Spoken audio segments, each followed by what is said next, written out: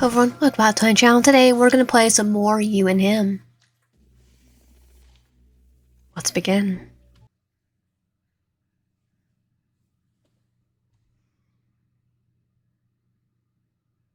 Chapter 3. Saffron. Park Bend, Arizona, 5:10 p.m. 1 hour before he entered Ruth's trailer. Byers Bar and Grill. Saffron traps his fingers along the edge of the steering wheel as he watches you disappear into the bar, your body illuminated by the lightning as it pulses through the sky. Idly he brings his thumb to his mouth and licks. He could still taste your blood from earlier, fresh and sweet like cotton candy, because he's a cannibal. Sharp contrast to your guarded personality.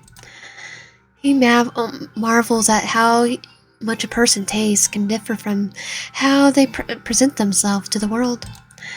Those who act soft and sweet often have a rancid aftertaste, or those who parade around with vibrant personalities often end up bland in flavor. But you, he winces as his teeth accidentally tear through the skin, and he draws his thumb away from his mouth, staying the pearl of blood forming at his open wound. He's gone carried away again. He licks it away with a quick swipe of his tongue, trying to ignore the vomit-inducing taste. Enough of this longing. Soon, you'll have the vials of your blood to mix with its liquor, plenty to drink and flavor for years to come if you preserves them long enough. Not to mention the delicious meat you'll prepare with it. He just needs to remain patient. Saffron brushes himself by looking at his phone and going through Cake's schedule. He shuffles around a lot due to Adam's unforeseen energy, which leaves most of their week open. Perfect considering the amount of cleanup this will take. Adam informed him of your aunt being probably a probable casualty, but since she was such a recluse, it's unlikely anyone will notice her missing for quite some time. They can make a few payments here and bribes there in order to keep suspicion off them. Still, it would have been so much easier for Adam had Adam done what he set out to do earlier. Everything was planned according, not a flaw in place. So what happened out there that allowed you to escape? Saffron. Yesterday evening, the day you met Adam for the first time. Park Bend, Arizona. Door Hotel. Saffron steps inside the hotel's elevator, presses a button for the main floor, adjusting the cuffs of his button-down shirt as he waits for the doors to close. Damn. No matter how many times he gets his clothes teared, they never seem to fit quite just right. I think it's your diet, sir. I think it's your diet. Don't eat what you eat. It's not like he's hit a growth spurt. He's far beyond his present years, where changing height and lengthening limbs were a problem. It's what you eat. No, it's another matter entirely. Saffron sighs and focuses himself to stop fiddling with his attire, accepting defeat yet again, when a young man with short, cropped hair joins him. He smells faintly of lavender and honeysuckle. Yesterday, it was rosemary and mint. He glances at the man's hands, slight hints of dirt caked underneath his nails cut too thick. Saffron smiles as his fingers hover above the over buttons. 4. The man offers up a quiet, subdued smile of his own, mouse-like in nature. Lobby, please. Same as me, then, he says and hits the button. That in itself is a lie. He has nowhere to go. At least not until he retrieved Adam and helped dispose of the body. No, he's here for him. The cute and timid gardener boy who stares at the ground wherever he goes, even as on his way to the little florist shop that he works at a few blocks down. Saffron brought a bouquet of meaningless daffodils in order to engage in some slight conversation with the young man. And what he discovered underneath that demure, soft-spoken act was an inquisitive mind. I hope I could save the garter for our acts. One that Saffron was relentless to get to know on a deeper level. Saffron turns towards the young man, about to engage in polite conversation, with his cell phone begins to ring. Classical music flooding the small space. He smiles at the young man. Please excuse me. The young man holds up his hand, and Saffron catches the sight of a band-aid wrapped around his thumb. Oh, no, you're fine. Don't mind me. So considerate. Saffron had digged his nails into his phone to keep his composure. Patient Saffron, you scare him off. He made that mistake many times before. And those people are lucky. Acting over eager and asking them to dine with him only for them to stand him up. But he learned and adapt, and soon he'll have this man on the silver powder. And I hope this man ends up living and Saffron gets stabbed. He'll make sure of it. Saffron answers the call with a firm hello. There's a heavy breathing on their other end, followed by a curse and a grunt. Crap. Saffron frowns, worry zipping through him in an instant, but he forces himself to remain composed. Playing that part of a concerned parent will only serve to agitate Adam. What happened? Adam hissed through his teeth, and Saffron hears the sound of heavy footsteps. They got away.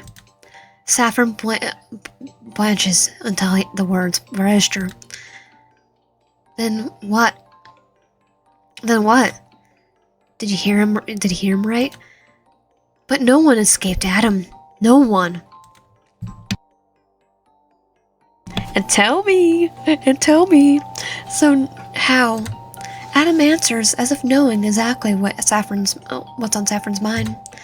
They just catch me off guard, and before they stabbing me with my own freaking knife, they got in their car and sped off. They watched way too much Scream to decide that if they're gonna go against a serial killer, they're gonna stab them, go stabby themselves. They'll grunt, then under his breath, I'm going to freaking kill them. Saffron rubs his bridge of his nose as the elevator dings and the doors open, signaling they reach the lobby. The young blonde stepped out without a moment's hesitation. Any chance Saffron had for inviting him out to dinner is now ruined. Yay, Gardner survived. He really hoped today was the day. But until they take care of you, you'll need to take a rain check. Alright, I'm coming to pick you up. Stay where you are. Plot twist. The gardener's asexual. Adam doesn't answer. Instead, hangs up. A moment later, and I mean, when I said asexual, they're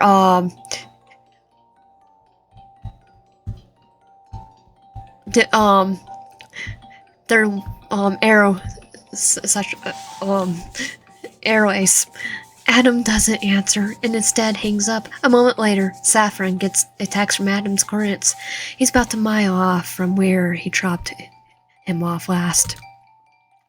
Saffron pocketed his phone and locates the rental car before hopping in and setting off for Adam's location. He better be okay. Saffron. Yesterday evening, abandoned highway. Saffron finds Adam crouched down near the side of the road, using his turtleneck to soak up the blood pouring from his wound.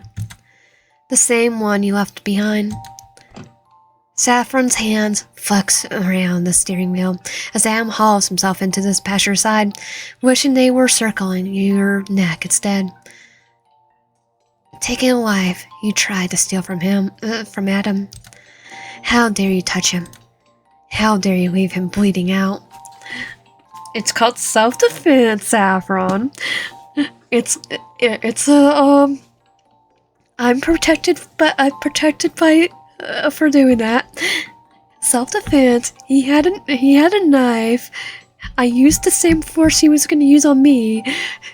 So it's self-defense. How dare you leave him bleeding out? You almost ruined everything. You're lucky Adam didn't die, or you face a fate far worse than Adam could ever give you. So torturous. Your body chained to his dissection table, squirming and failing about, screaming your vocal cords raw in a massive sea of motion and terror, quelled only by your falling. Saffron snaps out his fantasy with stark clarity, starred by how versatile his own motions are. His hands loosen around the steering wheel, and he blinks in the daze. Oh, what a curious reaction. He's never felt such indescribable hatred, and rarely does he think about using such unnecessary violence, preferring to use tools rather than his bare hands on an individual. Perhaps seeing Adam hurt worked the parental side of him. After all, he'd grown rather fond of him over the years that they spent together. It's hard to believe he used to not really feel this way. So much has changed from when he was asked to spectate Adam's first hunt from however many odd years ago. He remembers his recurrence and frustration. The whole ordeal felt like a mockery of his time. Why bother doing something so dull? Could Adam not handle himself? It made Saffron question Adam's capabilities in the beginning. But while he doesn't like the idea of playing babysitter, he could hardly refuse the order. So he went. It wasn't until later that Saffron realized why he was sent. Saffron recalled the blood dripping from the tips of Adam's hair, the body he carved into, and the self-satisfied smirk on Adam's face as he revealed in what he'd done. Saffron couldn't tear his gaze away. He could only stare, his breath catching. The sun shone down on Adam's body, and he looked like an angel perched over the corpse of a vanquished demon. I think it's the other way around. Because it was a beautiful sight. It was haunting. But above all else, it felt right. Adam didn't hold back with his hunt, and he savored every part of it. Adam was a monster under the disguise of angel. Just like himself. Saffron. Oh, another repeat of his name. He got too wrapped up in the memory of this poor boy's bleeding. How shameful of him. He gives Adam an apologetic smile. I apologize. Could you repeat that? I'm afraid I missed what you said. Adam's jaw ticks as he wipes away the faint sheer sweat gathering above his brow. But he's far more subdued than usual, and his words lack any usual bite. Did you bring bring sutures. I'm freaking bleeding out here. If you haven't noticed. Saffron tucks as he reaches into the backseat and retrieves a small white medical kit. He hands over to Adam. Thanks. A dry response, and the one that lacks genuine gratitude. Always with the crest language, this one. Saffron starts a car as Adam pulls out the needle and begins stitching his skin back together. He can't help eyeing the wound, wondering how someone managed to beat Adam. The boy almost always finished his hunt with flawless precision, determined to eliminate sinners, pose as saints, and deliver his version of justice to the world. I gotta say, I probably don't say I'm a saint. But, I'm gonna say, you're just as much of a sinner for doing that. Because, well, thou shalt not kill, and thou shalt not judge. He never failed to do what he set out to do. How did you manage to catch him off guard? Adam won't answer outright. He's sure it's something Saffron himself will have to piece together. Not that he doesn't mind a good puzzle from time to time. It keeps him sharp. Stop, Adam says, pausing mid-stitch to look at Saffron. I can't tell what you're thinking. Just leave it alone. I have no idea what you're referring to. You know exactly what I mean. Is that a reason you're so desperate to hide it? Is there a reason you're being so annoying and persistent about it? Saffron's eyes regain his frustration. Getting mad at Adam won't help and will further him from his goal. He tries again. I understand your discomfort, but I wouldn't if it weren't so important. Someone got an upper hand on you. What if they manage to do it a second time? What if they kill you? Or worse, I can't let that happen, Adam. I won't allow it. His eyes flicker over to Adam, who's gone quiet, and catches the other man touching his lips, wearing a slight frown. Saffron knows the first time they're swollen. It won't happen. Adam says it at last. His fingertips trail from his lips over to the ever-present earring. It glitters underneath the sun's glow as Adam cast with a halo of light, remaining Saffron, once more of Adam's first hunt. Much like it back then, Saffron witnessed Adam's monster again. It won't happen because I won't let it. Saffron. Park Bend, Arizona, 5:10 p.m. 1 hour before you entered Ruth's trailer. Briar's Bar and Grill. Saffron trusts Adam's decision to redeem himself. From the way Adam spoke, whatever he did to him was unforgivable, and Saffron knows it's not just because you stabbed him. Yeah, I did something. I surprised him. No, it's something much deeper. More complicated. Like you somehow took the very foundation of his being. How did it?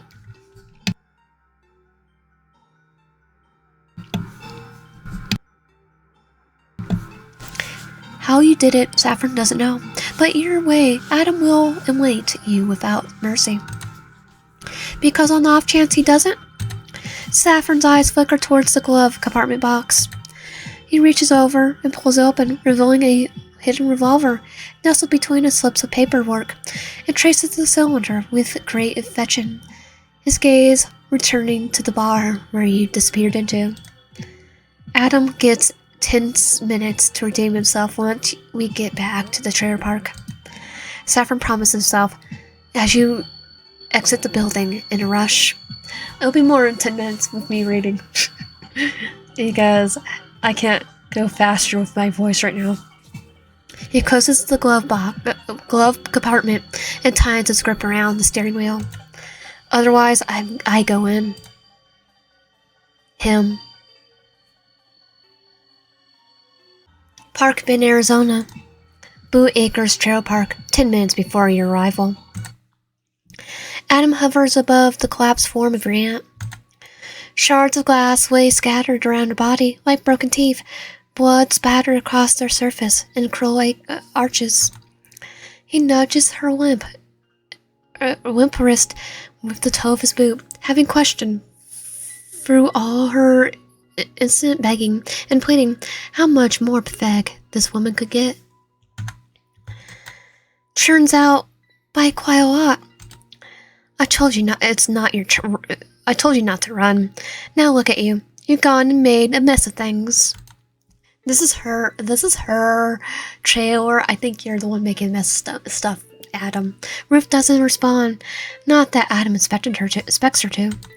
She hit her head pretty hard on the corner of the kitchen table when she tripped over her own 2 feet in her haste to get away.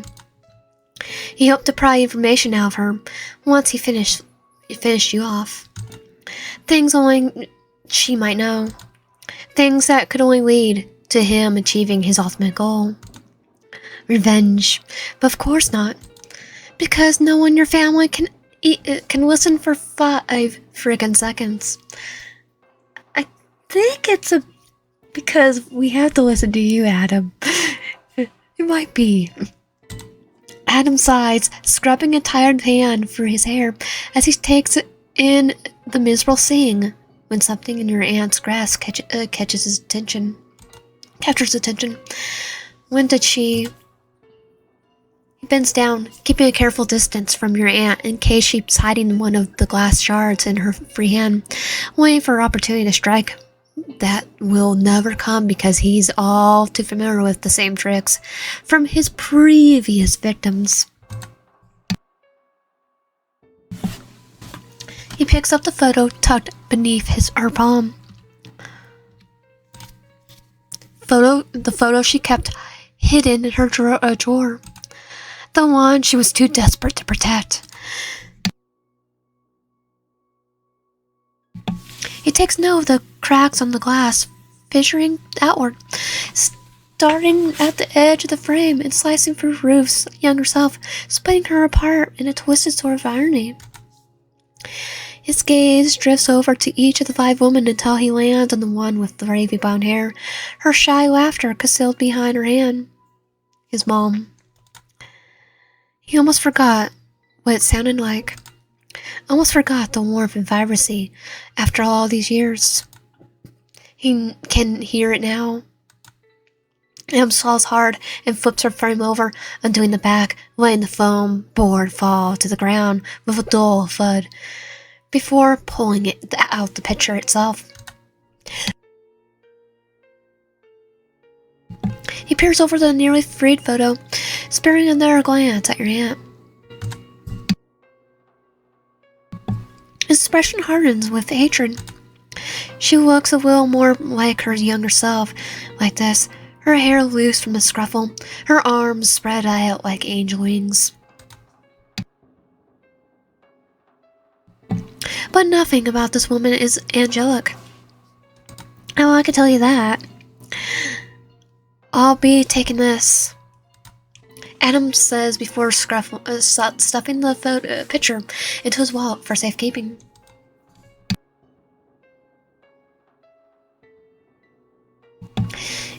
If he can't get any information out of her, he reasons to just try using other researchers like this photo instead.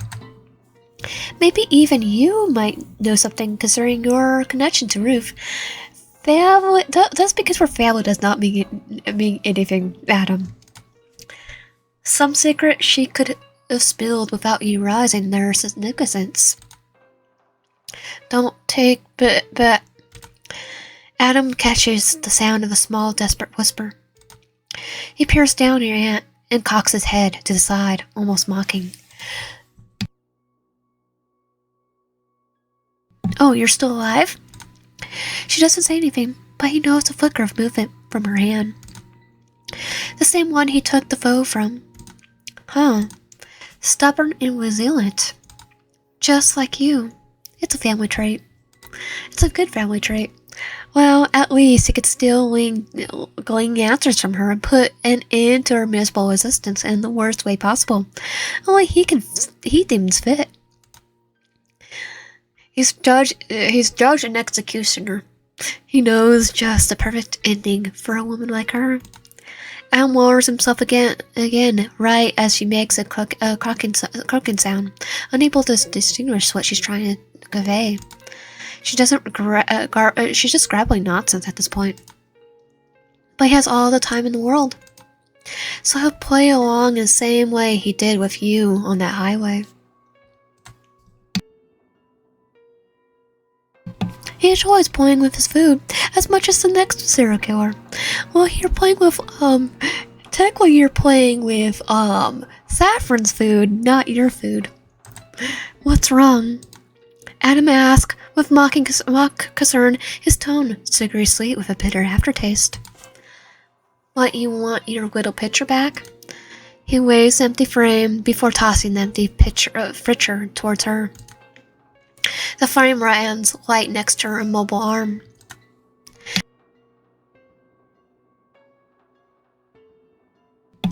Her finger twisted in response. Anne's voice dipped lower with malice. Do you really think you need that where you're going? Yes, I do. Because I'm going to torture you. When you go down below. She doesn't respond, leaving Adam to wonder if she passed out again or died on him.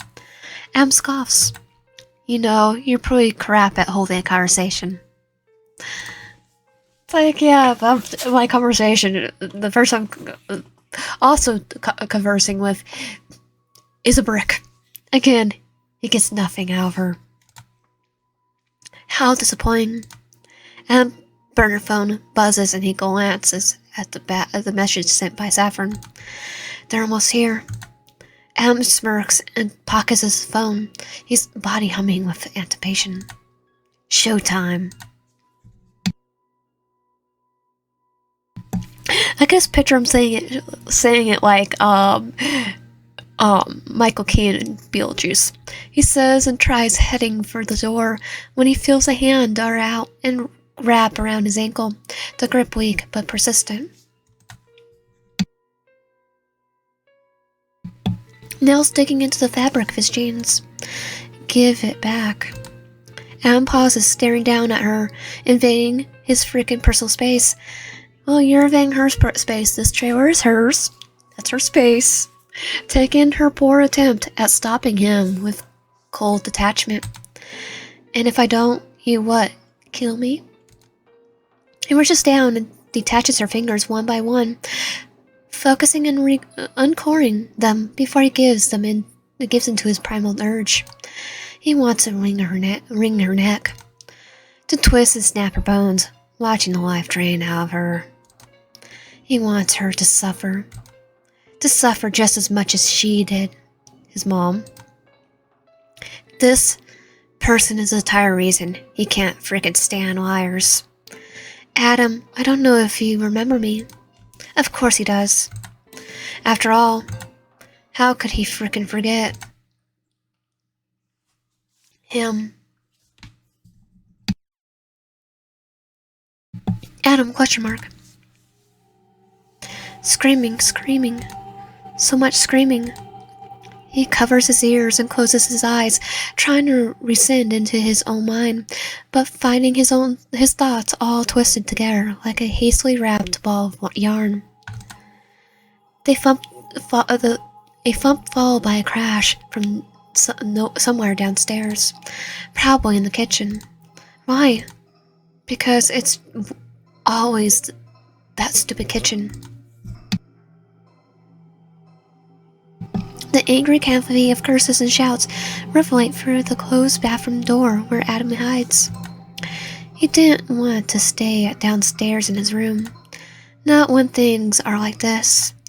He's afraid he'd get pulled into the fray. You keep making a freaking fool out of me. And there's a crash and a sound of glass breaking. Adam ducks his head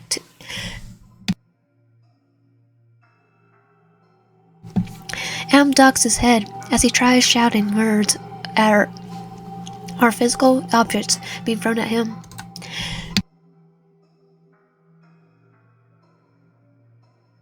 Stop it, just stop it. He shakes his head and tears stream down his cheeks. Please just stop.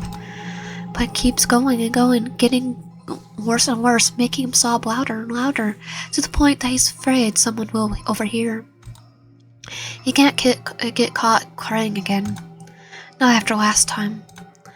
He can still remember the acid scent of cigarette smoke and the suffocating darkness in the shed, his palms flat against the rotten floor as he waited with his head bowed.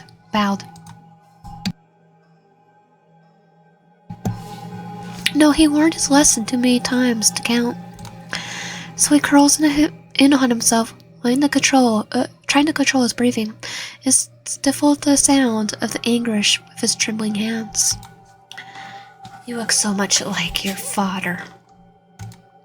Adam still remembers the cruel expression on the woman's face as she said it. Hearing this kinda reminds me of Shoto from My Hero Academia, and also because like the scene where he gets his scar. The muffled giggles and concealed laughter that follows, and also reminds me of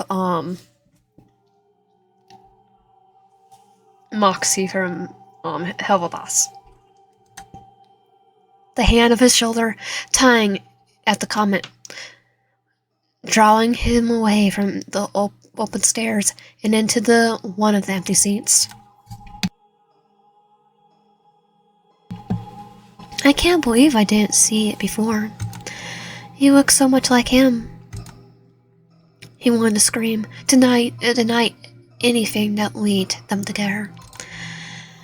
I'm not him. I'm not him. I'm not him. I'm not him. I'm not.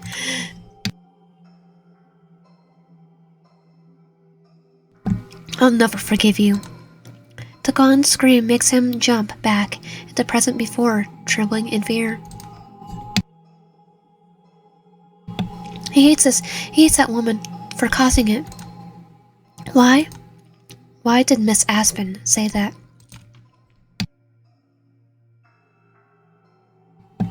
Why did it cause all this? He can't comprehend the meaning behind any of it and doesn't know if he ever will. Your mind remains there for what feels like hours. Arms and legs going numb from being stuck in the same position for so long, terrified of making any noise that draws attention. Then everything just stops. An uneasy quiet fills the room, and Adam shivers.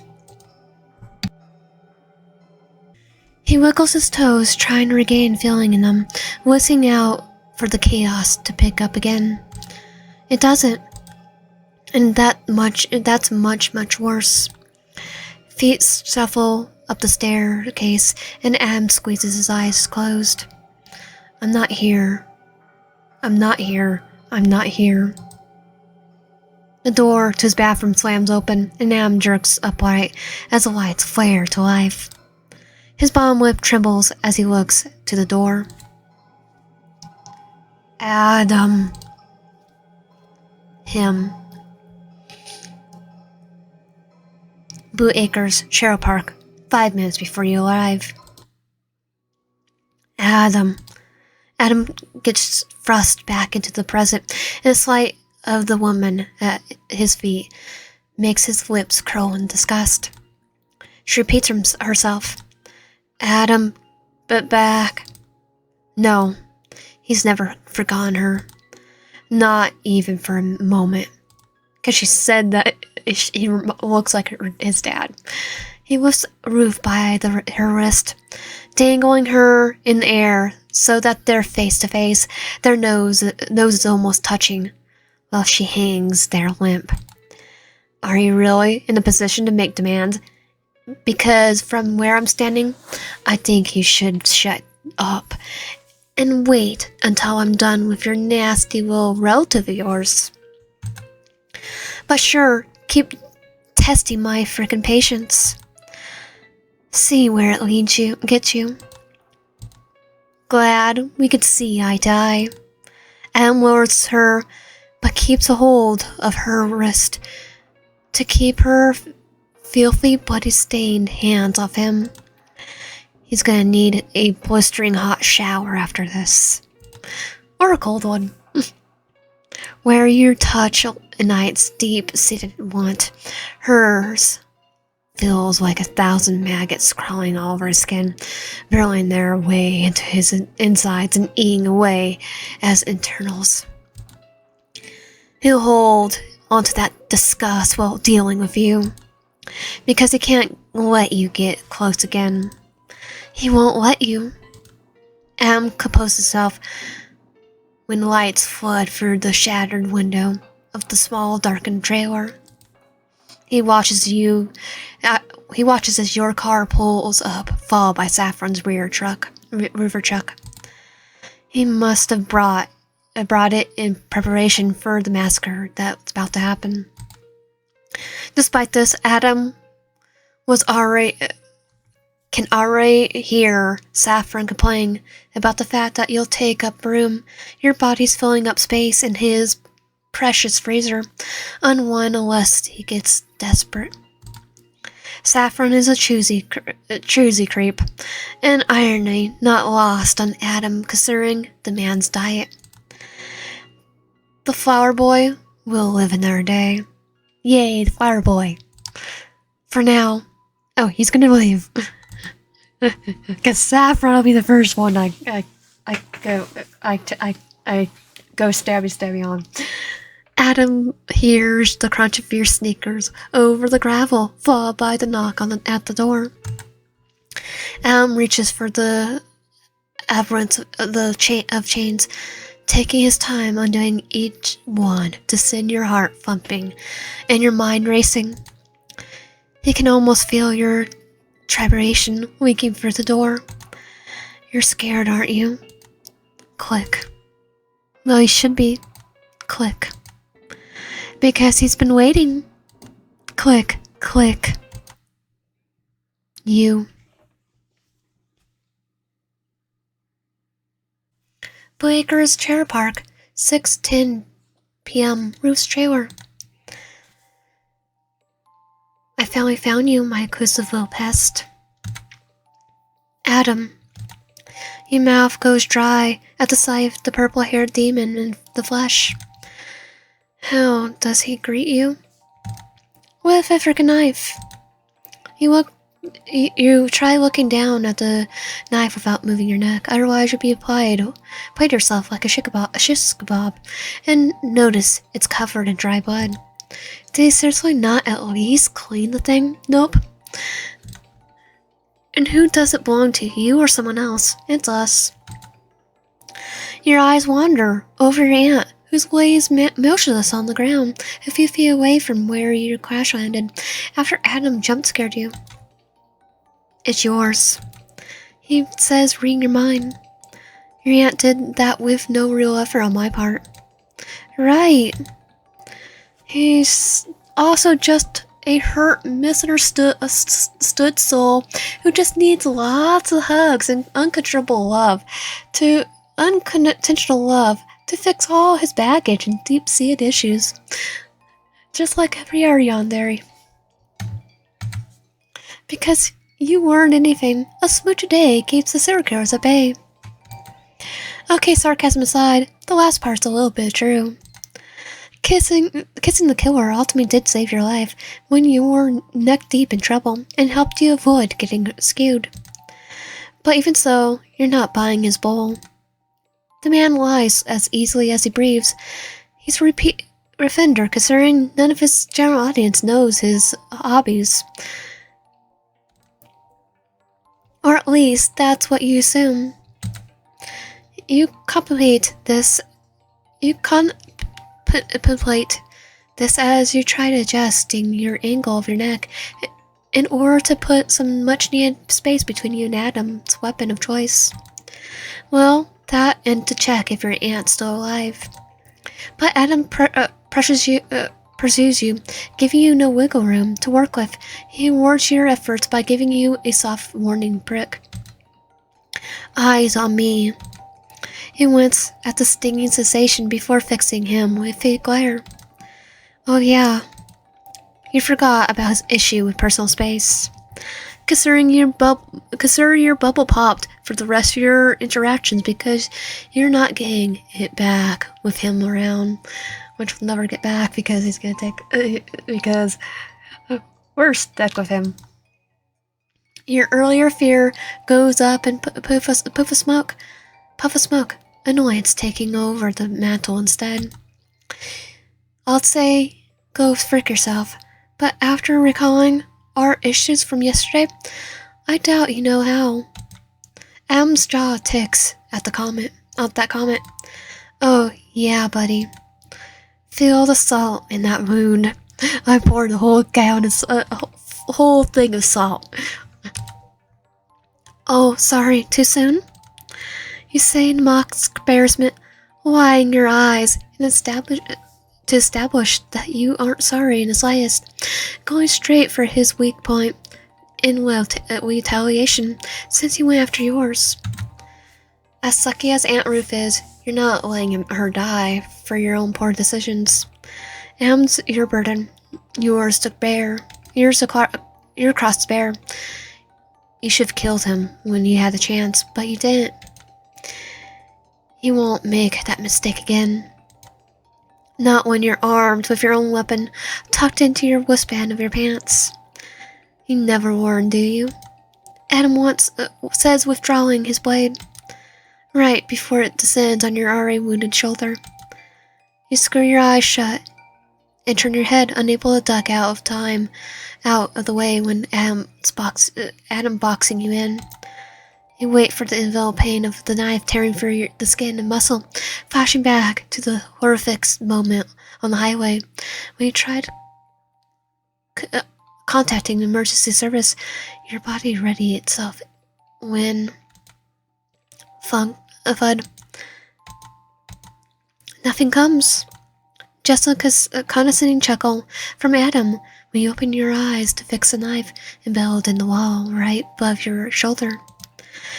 His eyes glitter with amusement over your reaction. Great. So he's gone from alright stabbing to psychological torture. Exactly what you need. So much bravo, and yet you're still afraid of me. That's good. To be fair, bravery, you could still be brave and you could be scared at the same time. That's good. Adam whispers, his breath warm in your ears as he leans close. He should be. He repositions his knife at the hollow of your throat when he draws back, reaching into his back pocket with his free hand. I got a few questions for you since your dear aunt couldn't bother answer them herself. You raise an eyebrow at him. Oh yeah, because an unconscious woman can totally help. Forgive my aunt for her poor manners. I'm sure she's so sorry for that, despite all the trauma you put her through. You jolt upon feeling the knife move, suddenly shift that leaves you wondering if you push him too far, when you feel the steel travel down instead. Adam's unamused by your jeering. You're stretching his patience. But for some reason, he won't hurt, or he's not hurting, or RIPing you. In a part, you're relieved, but you also question why. How many times? Adam asked, pushing aside the collar of your shirt with the tip of his knife to reveal a mist of gauze and medical tape underneath. Do I have to remind you that capable of what I'm capable of when you're already experienced it. Are you really that freaking stupid? Nope. I just like testing your patience. My clients say it's part of my charm. An odd expression consumes Adam's face in the mention of your clientele. But you blink and it's gone, replaced by his usual scrawl whenever you dare to open your mouth. He finally pulls out whatever is in his pocket, a thin slip of paper, and unfolds the parchment. He presents you with a picture of your aunt and 4 other women. Now tell me, do you recognize any of the women aside from your aunt? You open your mouth, prepared to fire off another quip, but Adam flips his knife and angles it towards your jaguar. You swallow hard. Ah. Adam taps the picture against the seam of your lips. I wouldn't do that if I were you. Otherwise, my hand might slip, so I suggest. A cocky little smirk tugs the corner of his mouth. You choose your words wisely. Damn. You really don't have much of a choice but to comply. Fine then. You remain compliant. For now. You take your time studying the photo when something about the woman positioned in the far left of the group with her petal pink dress and delicate frame captures your attention. While the rest of the women laugh openly, hers convey a distant shyness, almost as if she doesn't want others to notice. Yet that's not what bars you. It's the fact that you recognize her. But how? I'm staring at her son right here. You examine each one of her features, poring over each minute detail in order to figure out when you remember those cupid bow lips and high cheekbones. I'm looking right at it. At him. She's model pretty, distinguishable within any crowd, much like the rest of her friends. Birds of feather flock together, you think, and knows how her arms aren't linked with the others. Until the cat comes. Adam wraps a finger along the top of the photo. Tick-tock. You're running out of time. You don't even bother glancing up. Hold your knife. Stabby horses. I'm trying to freaking concentrate. Then hurry up. The hand containing the photo darts out and grips the back of your neck, forcing your head up to meet his gaze. The sharp press of his blade goes to the underside of your jaw. His legs are wedged between yours, one on your side, his knee pressed against the inside of your thigh as he kneels before you, purple tips of his hair taking your cheek. Yeah, he's that close. His proximity makes your heart pound, and not in the "oh my god, he's so dreamy" sort of way, but in the "oh god, he's gonna gut you like a fish" sort of way. Like his ghost face, you weigh your options, doubling and on headbutting him, but decide against it due to the sharp obstacle blocking your way. He's not underestimating you this time, and refused to give you any ample opportunities to take advantage of his weakness. The knife isn't just there for a threat, it's a barrier. You know, I can't see the photo at this angle, right? You look at it far long enough. Now tell me. He lowers his head, then pitch black eyes, flashing red, his mouth stretching like a snarl. It's like he's possessed. What do you know? He frowned at you as you studied the movement of his lips. Then a light clicks on your head, and you start connecting the dots. The high cheekbones, the cupid bow lips, right down to her wavy hair. Those features are a perfect match for the man right in front of you. You better have the words right before you could stop them. Holy cow! Why didn't I notice it earlier? You look so much like her. Adam goes absolutely still. His power turns chalk white. His expression is a mixed cocktail of emotion ranging from angry to haunted to tortured, all in the span of a few minutes. What did you just say? He's shaking so hard you feel yourself vibrating thanks to your close proximity. The knife disappears from your throat, and you know it's not now or never because you won't find a better opening than the one presented to you. You don't know what triggered him, and you don't care. All you know is that your hands are reaching for the kitchen knife at your waist, driven by the instincts to kill him for everything that he's done and going to do. It's self-defense. Only one of you will walk out of here alive. Or both.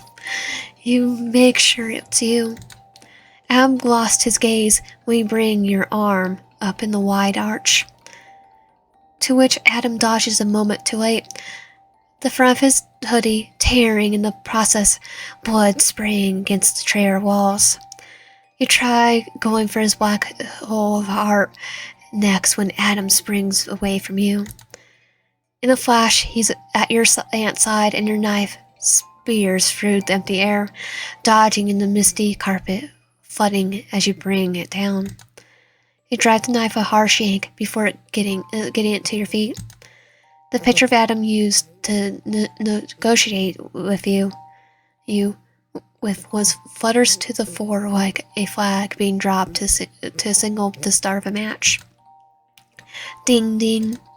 Adam presses a hand on his chest before drawing it away to reveal blood smeared on his palm. I hope that frickin' hurt your butthole. Because there's more where that came from. You're practically splitting in his direction, geared up for a fight after all the heck he's put you through for the past 2 days, unrelenting in his pursuit.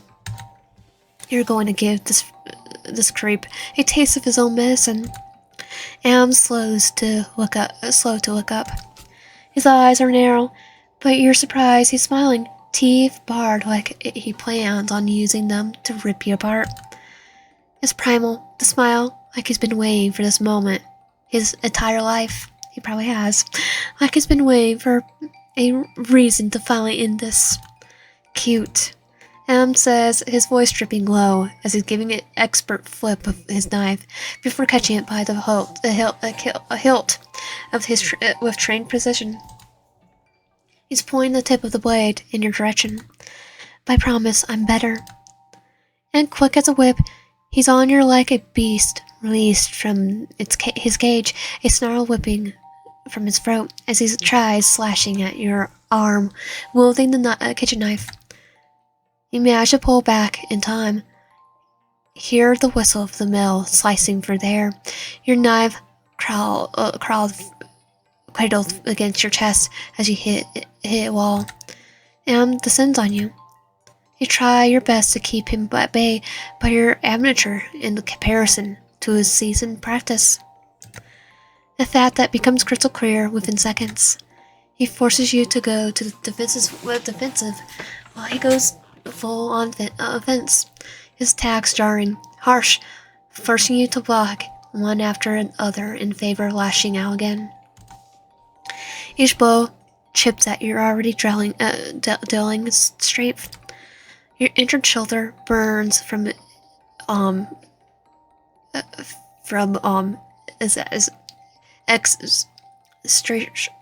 being used a lot. You can't keep up this rate. Everything aches, the pain echoing bone deep, causing your movements to become slow and clumsy. You're getting tired, worn down, but Ham is not. If anything, he's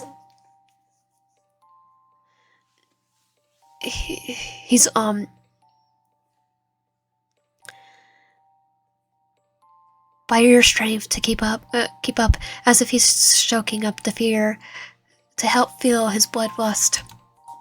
It's like my brain's like, eh. There's an annoying smirk in the corner of his lips. Creep. He knows you're delaying the inevitable. His endurance will outlast yours, and once you falter, he's going in for the kill like a snake, constricting a mouse until its body folds. You both know he's got the advantage here. The odds are stacked against you. They were right from the beginning when you made the mistake of pulling over. There gotta be a way out of this. You grit your teeth, still dripping down your brow and along the curve of your spine as you try to fight back, try to find an opening. You won't find one. Am taunts, guessing your train of thought. Yeah, again. When you say that, I think I'm gonna get an opening. Why don't you just give in to me? We both know you won't last much longer. He sustains his point with another rough jab of his blade. Your teeth rattle from impact as you almost lose your grip on your knife, but you manage to remain firm. If anything, you're stubborn. A trait he couldn't beat out of you even if he tried. Oh, come on now, you say with a huff. Now you're making the joke's way too easy. You grasp at his knife, come down harder than ever before in retaliation of your obvious jab, the steel pinning with his fierce brow. Is that really all you freaking think about? Nope. I think about Pokemon. Adam says, query seething. Oh, he's a cranky now. A fact that you take pure delight in if you didn't say what he says next. Considering how you kissed me, and after finding out about that online job of yours, your entire body goes cold. How the crap do you know about my job? You wear the mask to conceal your identity, not out of shame, but for privacy reasons. So how does he know what you do for a living? No, you guess you shouldn't be surprised. He's a stalker after all, and you don't doubt he dug into your background, probably at some point after you gave him the slip. I have a better question. You let out a yelp as he managed to grab one of your wrist. Well, you processing this new information. You lose your grip on the knife and Adam kicks it away, shoving your one method of defense somewhere behind him with a scuffled boot before pinning your arm over your head. You raise your other arm to fight him off, but he grabs that one just as easily. It joins the first, both now pinned underneath his grasp. You lift your leg up to kick him, but he uses his body to restrain you, yours, your hips perfectly aligned. The knife returns to your throat, and you stop struggling. Great. Back to square one. Tell me something. Anne peers down at you with a harsh sense of judgment. Why did you kiss me back then on the highway? Why was that your first instinct? Is it because of your fixation? No, it was distraction. You could have fought me, gone for my eyes, punched me, anything, but you shoved your tongue down my throat. So why did you freaking do that? I wouldn't be doing that, though. Personally, you bark out a harsh laugh, void of humor. That's what he's focusing on. This right now of all things, why you're starting to piece everything together. You guess that counts for something. For someone who's accused me of thinking about that all the time, that question's pretty hypocritical. I'm starting to think it's you who's obsessed with you know what, and now you're just projecting. It would explain a lot. What? You say with mocking concern as his mouth twisted into a scowl. Are you frustrated because you can't stop thinking about it? Thinking about me? Is that why you get upset whenever I bring the topic up? Because you want me? There goes Vic, heavy with unspoken tension, as your words hang there in between your two. You hear the pitcher patter of rain against the trap roof, the rest of the world going quiet, as if anticipating Adam's response, wondering what he'll do next. Whatever it is, you're ready. Out roof. Blue Acres Trailer Park, 6:13 p.m. Roof's trailer. Ruth's mind flashes, splits apart, then gets reassembled once again before the cycle repeats. She hears a muffled dormant, her ears stuffed with what feels like calm, unable to decipher the sting of conversation or the figure whose voice belongs to who.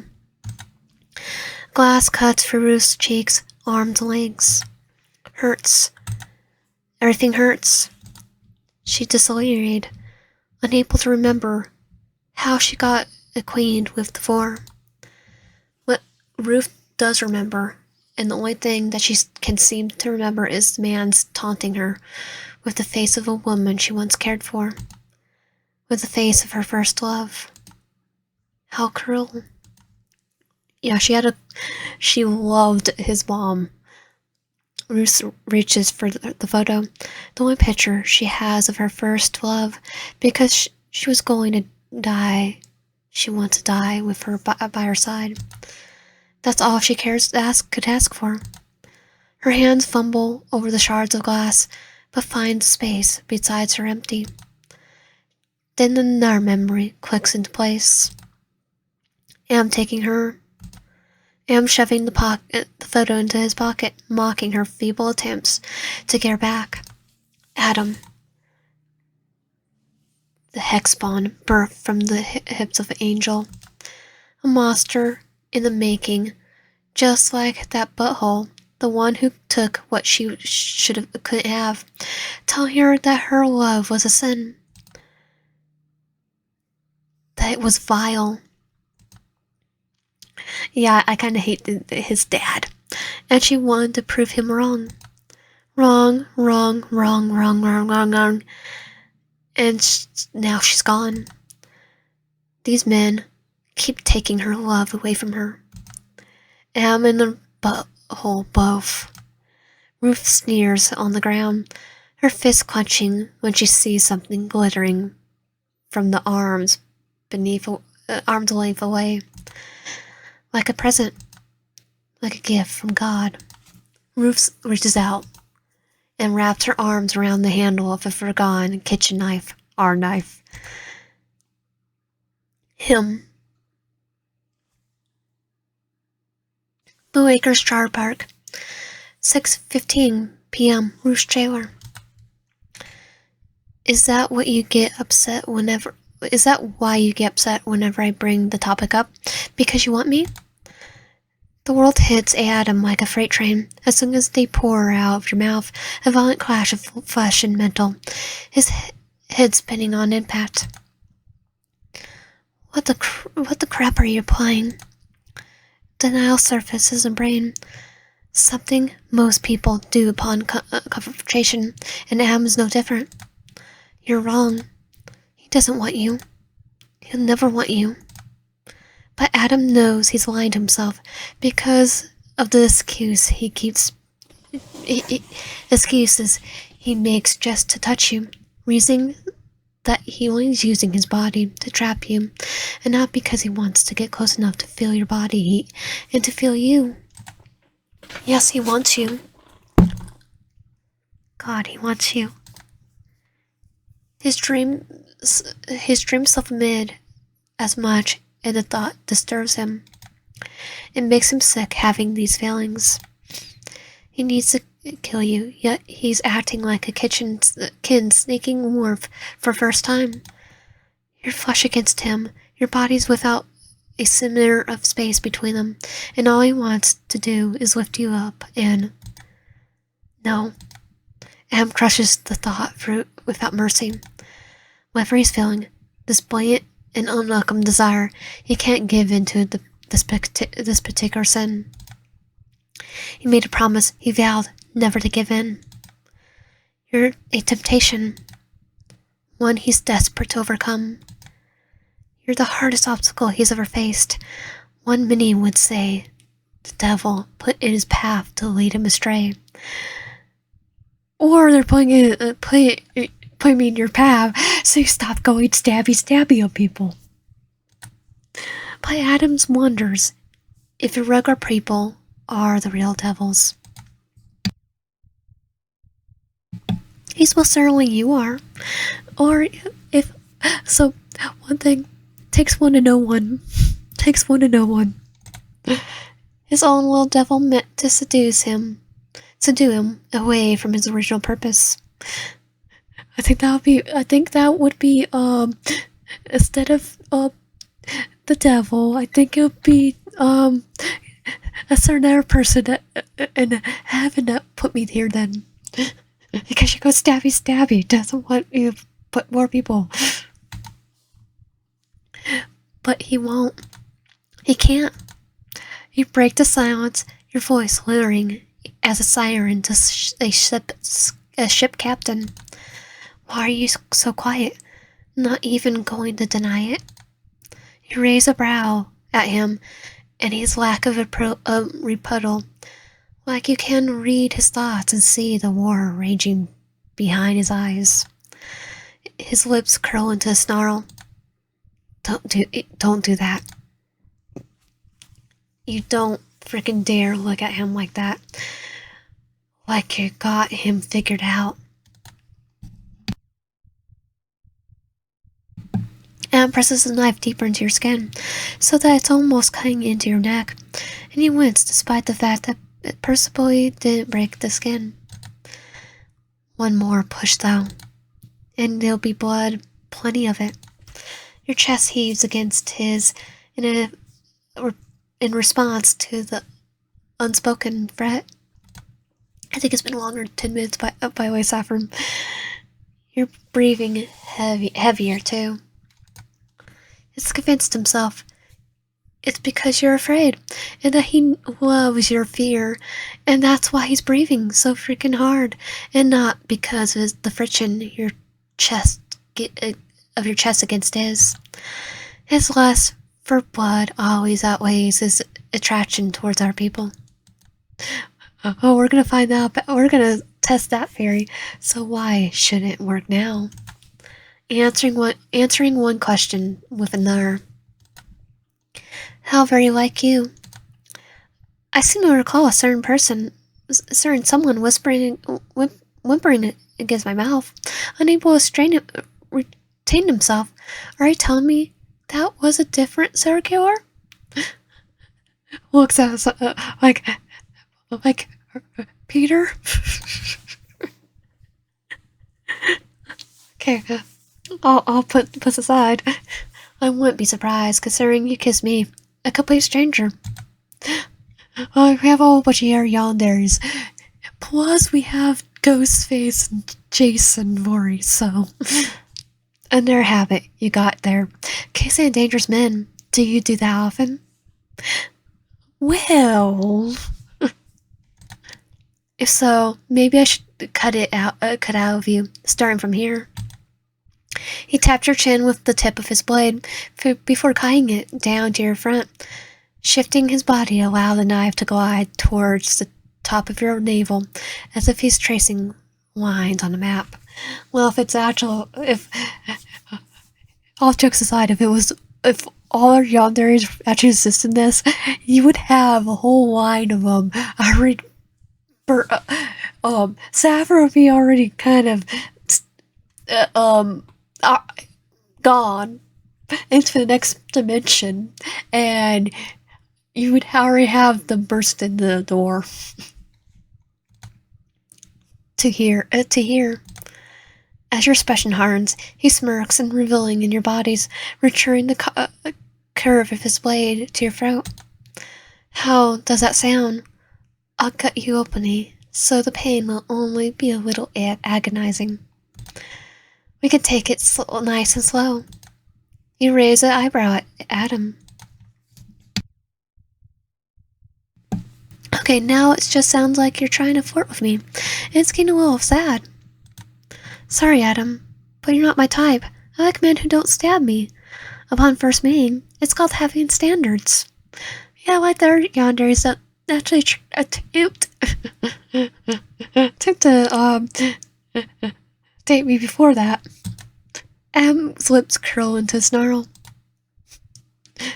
Is that how you see this when you're delusional? His nails dig in your wrist, and you bite your lip to keep from crying out. He ignores the way his body throbs. How do you keep forgetting? I almost killed you last time. And I'm capable of far worse because I've done worse. Make that if you will, but there's nothing about you that will keep you safe from me. You're deluding yourself into a narrative that you're built based on one experience. Then say it. Or better yet, go with it. Go through it with it. You challenge, not backing down. Because as far as I could tell, you have plenty of opportunities to torture the answers that you want out of me, and yet you haven't even cut me once. Why is that, Adam? You stabbed me as soon as you got the chance when the first time we first met. So why are you not doing it now? Why are there only threats and none of your previous violence? Because he's on dare mode. You gesture over to your aunt with your chin. You did that to her, so why not me? Come on, Adam. Tick-tock. You quote him from earlier. Am's gaze narrows. He spoiled you too much by not following through with his threats. He'll have to change that. Are you sure you're in the position to push me? Do you think I'm not capable of hurting you anymore? That I can't kill you once I get what I want out of you? Because I could beg to differ. I think you're just like a kid that got their nails clipped. He presses his forehead against yours, forcing you to look into his eyes to see his resolve and burning hatred for what you evoked in him. Then beg. You stay with zero hesitation, lift your chin, holding his gaze like you're his equal. Because even with this, your eyes go to gesture towards your foreheads before locking on Adam's face once more. You're just finding excuses to touch me. I know what attraction looks like, Adam. I sing it with my clients. Sing it in my everyday life of what happens when a man wants someone, and you match the entire definition. Why are you so afraid to admit? Scared I'll use it against you, like the last time? Afraid you like it too much? Your body shifts against him, and Adam withholds a groan, grinding his teeth to cover up the wince that follows. Too late. He sees you already caught on. He needs to prove you wrong. That your body isn't his ultimate weakness, and he's not someone pathetic enough to be controlled by a desire. He's not your clients. He's not like any of them. And he'll show all of you here now. Adam withdraws his blade, raising it high above his head, and says, "Wrong move," before bringing the knife down. Saffron. Outside Ruth's trailer, 6:15 p.m. He counts down to the minutes ticking by. 5, then 4, then 3. At 2, Saffron pulls out his gun and loads 3 bullets into the chamber. He glances at the trailer he parked in front of. 1 more minute, and he's going in. You. Roost trailer, 6:16 p.m. Adam's knife comes down, and you brace yourself for the familiar sensation of steel tearing through your flesh and bone, knowing the futility of fighting, but trying anyway. It's futile to try it. You thought you had Adam pegged, and you had him all figured out. You thought you understood why he hesitated, but you didn't. And now you were going to pay the ultimate price. And there's nothing you could do to stop it. Chest puffed. Stay strong. You grab onto your old family's phrase, like a lifeline. Keep your gaze locked with Adam in one final act of defiance, allowing the hatred in your eyes to haunt him for the rest of his days. It was you who could escape him in life, but in death you determined to return the favor tenfold. You curse him until the day he dies. You don't even bother to keep track of the blade as it plummets towards your chest in an act of sheer stubborn willpower, refusing to show any sign of weakness. At least, even through all this, you can take consolation in the fact that he'll never be able to break you. That you maintain some sort of dignity, even in the end. You clench your fist. You jolt out your chest. And you hold your head so up high, like you're above him. Am noticed the subtle change in your demeanor. His eyes widen in surprise, as though he expected you to crack and start begging for mercy. The knife comes down and stops right above your heart. M's breathing hard, his hand shaking with visible frustration, unable to tear himself away from your captive gaze. He tries again. M raises his arm, brings the knife down, and the invisible chain that stops him the first time around stops him yet again. Something holding his back, something giving him pause as he fights tooth and nail to deliver on his promise. M's gaze flickers down to his treacherous hand, the same one that refused to give into his commands, before returning to look at you. M's jaw clutches, his moors grinding. You're surprised he doesn't chip a nail in the process. Tooth in the process. Darn. M hurls the knife away, the steel embedding itself perfectly into the wall, parallel from where he threw it. God darn you! God darn you! M's hands encircle your throat. He slams into the wall. You claw at his fingers, his arm, his chest. You're losing oxygen fast. Your vision turns black at the corners. Spots drip in and out of your peripheral like glittering stars. You could feel his shaking again, this time for an entirely different reason. You could feel how desperate he is to kill you, to escape the humiliation of his attraction towards you. He's acting like a wild animal, trapped and afraid.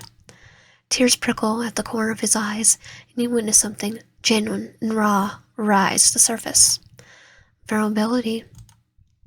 Why the crap did you have to appear? Why?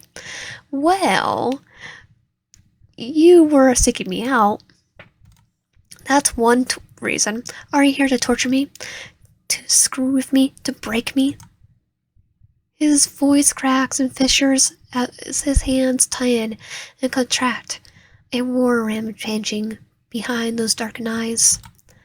He's battling the deep-seated truth of your words. I don't want to feel like this. I don't want to feel any of this. I want it to stop. I need you to stop. I'm begging you to just stop. Why couldn't you have just gone like everyone else? Why did you have to kiss me? His hands give one last squeeze and then they're gone. You take a much-needed one full of air, coughing and splunting as you collapse against the wall. You try to catch your breath, but Adam's face grows near. What is he? The question lies in your throat as soon as you see the intent behind Adam's eyes. His lips parted as a warm breath brushes against your skin, his expression tortured as though he knows what he's about to do will ruin him.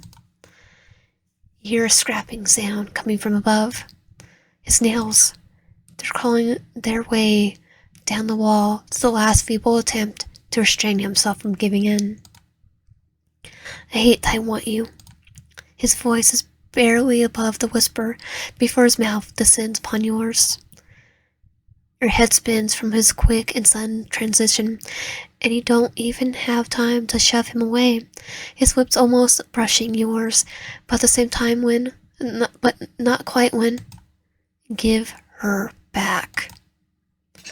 Something roars from behind Adam, and all of a sudden, his body jerks forward, his back bending at the impact of the unseen blow as something slams into him. There's a sickening wet thump, followed by a gross, squelching sound. Adam grunts through the clenched teeth. Give her back, give her back, give her back, give her back. Another thump falls, and the falls of hers before Adam growls and sweeps his arm around, seeing the person behind him, your Aunt Ruth, flying across the room. She collides with the wall before slumping to the floor. Ruth blinks, momentary stun. In her hands, she wields a knife drenched in crimson. The same one Adam kicked away a moment before. When Adam turns his back to you, forcing all his attention on your aunt, you spot two flesh wounds near Adam's shoulder, blades near identical slits. They remind you of what's left behind when a fallen angel gets stripped of their wings. Adam sways like a drunken man. He places himself against the wall, nails torn and bleeding from where he clawed at it earlier to keep himself from kissing you. It's like, to be fair, she's thinking we're both gonna get out of this. Right? Scream. So I'll be Sydney and she will be Gil. He almost kissed you. Voluntary. Looks like your blossoming theory was right on the money. Not that something to celebrate. You'd rather your milkshakes not bring all the serial killers to the yard. Oh, we do, because we bring all the yonders to the yard. At least of all, Adam. You shake your head to clear your mind.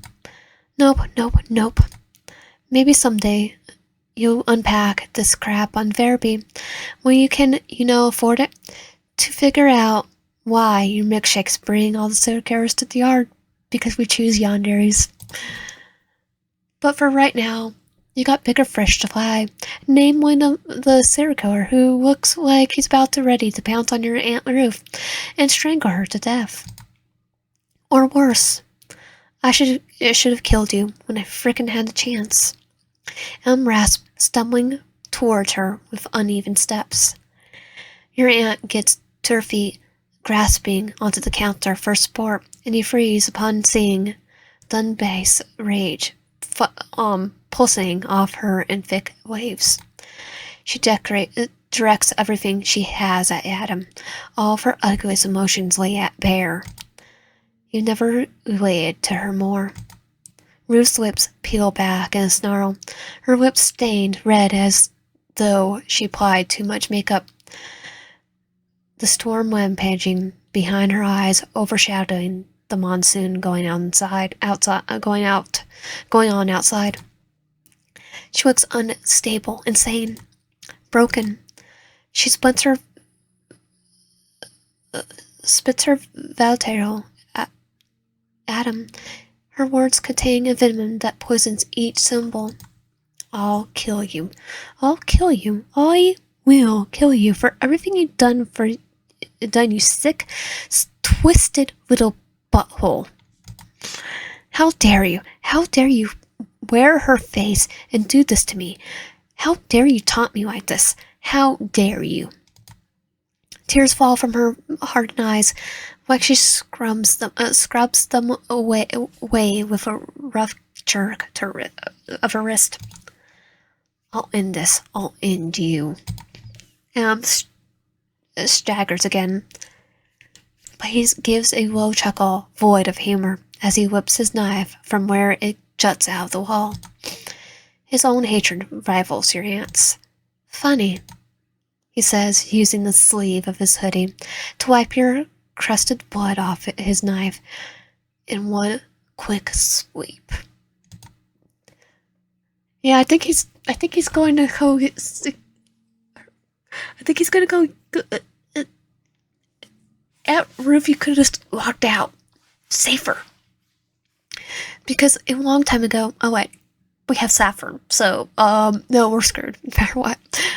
Because a long time ago, you told me I looked just like him. Was that another one of your freaking lies, or did you know what would happen if you said something like that? Ruth bows her head. Well, did you? Come on, Miss Aspen, tell the truth for once in your freaking miserable life. Fault.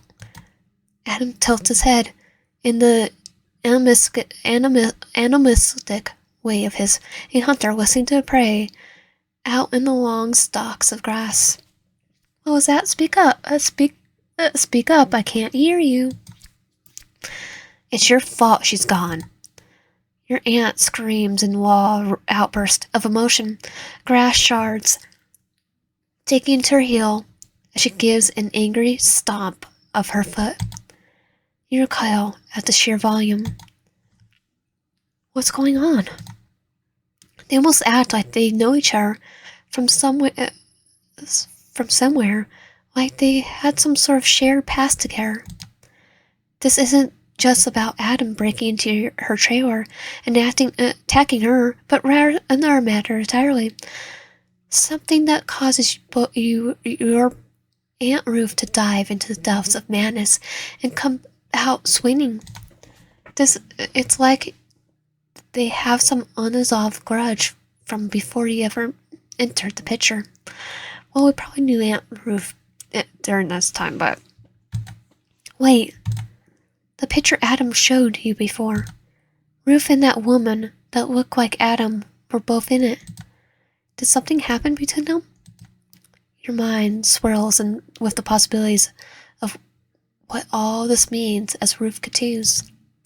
You're the reason she endured everything she did. It was all for you, and yet you killed her.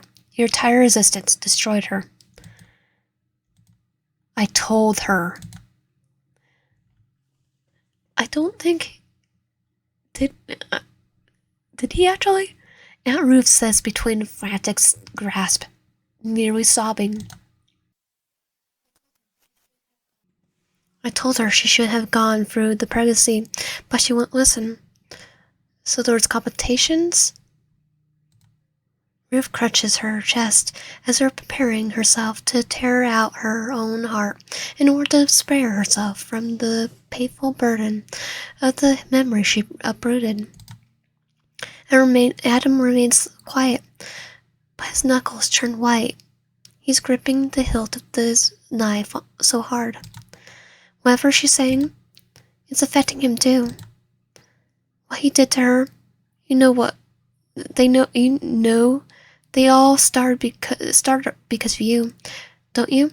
She never told you that because she wouldn't want you to blame yourself, but you should have. Should have. At Roof, you go sit in the corner. He watched with mounting horror as Ruth's feet leave behind the bloody tracks as she steps over the glass, daring to get closer to Adam. He remains eerily silent as she gets in his face and jabs in his chest. If he wasn't going as someone who's stab happy, I'll be like, Ruth, go in the corner. We're putting you in therapy. And now, but to be fair, Adam needs to go to therapy too. And now she's gone because of you. You took her away. You don't, god darn piece of crap. You took her away again. She's breathing hard as she reaches the end of her crazed rant. Adam's absolutely still. For a moment, no one moves. You're not even sure any of you are breathing. Then there's some lightning strike, and the room becomes illuminated in a yellowish glow that shows Adam lifting his head. And all heck breaks loose. Adam goes to your aunt in an instant because even he's wounded, he's fast. He grabs her finger and you hear the sinking crack of bones breaking, like a twig being snapped in two. Your aunt screams and flails, her knife managing to cut into Adam's cheek, but he remains unprejudiced,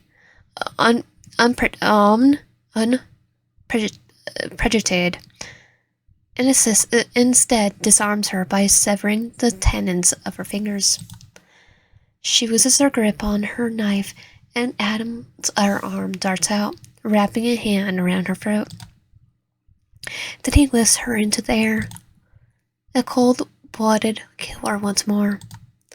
Her legs frail and kick, her fist thumping against the arm as her feet leave the ground.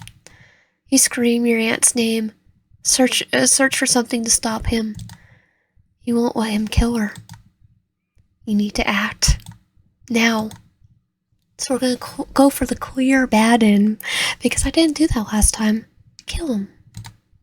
You duck it forward and grab the knife because you're not a freaking coward. Your hands wrap around the base of the handle.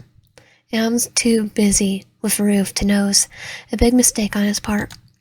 He'll pay for his hubris in the worst way possible. He'll forget how much of a threat you really are, because once you commit to something, you're committed and you're determined to put this monstrosity of a man 6 foot under. You're going to save her aunt and get the frick out of here, no matter the cost. You lift the knife and thrust it into Adam's lower back, driving him forward with force of your body slammed into his, Aunt's making a choke sound as you do so. Aunt's roof next gives a sickening crack and Adam drops her.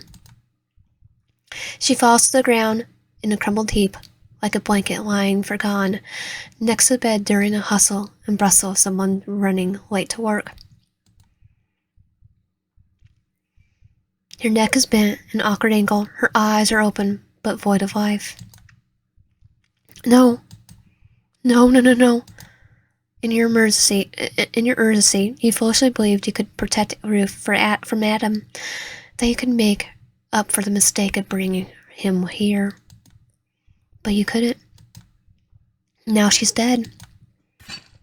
You let out a blood-curdling scream, in part because you feel at fault while also going mad with rage, causing you to literally see red as you thrust the knife in and out of Adam's body.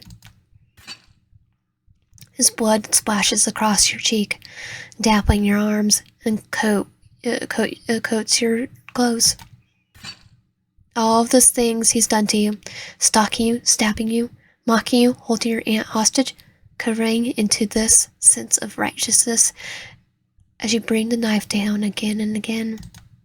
You fall on top of him as he collapses, your legs going out on either side of him, pinning him down. He reaches a shaking arm out. You sink the knife teeth into it, because he's not getting away from you. No matter what, you're going to. I'll repeat this, creep. Even if it's the last thing you do, your resolve far superior to his when he gave up the chance to end your life. Your free hand rakes down his back, your nails chewing at the skin of his arm, your nails sinking deeper into the muscle. You feel raw, vindicated. You feel raw, vindicated after all the all the chaos he put you through. He made a righteous decision, putting an end to such dangerous man's life. In self-defense, it's his fault. He should have left you alone. But he didn't, and now he's paying the ultimate price. Tears scream down your face as you plunge the knife into the spine one last time before you withdraw, your hands shaking from both the rush of adrenaline and a sense of looming dread at what you've done. You took a human life. Self-defense. He went above and beyond self-defense, aiming to draw out his agony, other than quickly putting an end to his reign of terror. Well, my defense, I'm not strong, so I probably keep going. But it's over, isn't it? He's dead, right? Adam? You say his name tentatively, almost like you expect him to get up, dust himself off, and ask you if that's really the best you could do, before finishing what he started.